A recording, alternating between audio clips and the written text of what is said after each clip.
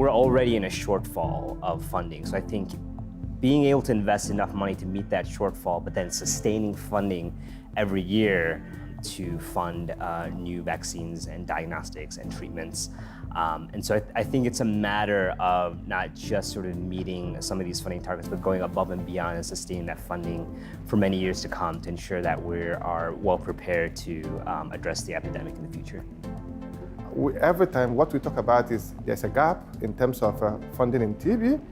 There's gap. And if you look at TB as a whole, you know that countries, we can take a stock of countries' NSPs in a national strategic plan.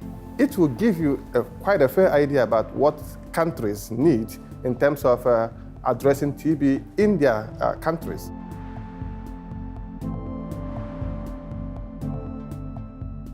I think the donor countries, the typical donor countries of the G20, these countries are primed placed to really tackle getting us the new drugs and getting us a brand new TB regimen. And that's the commitment they need to make at the high-level meeting. I think that TB is required more investment.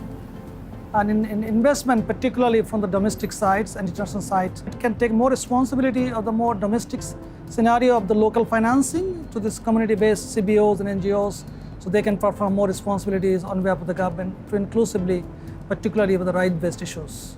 Having learned the lessons from HIV, it needs investment resources to go into building the capacity of people affected by TB to do that.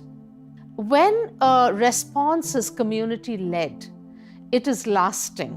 It's not donor-dependent. It is not dependent on anything else, but it really is a sustainable response that will be carried through. Besides the financial commitment, we also need to ensure that we have civil society and communities, one, engaged, two, empowered. And empowering, I also mean having financial support to conduct the activities. You can make decisions, of course, any decisions, but if you don't know how it feels inside, you don't be sure that your decision is right.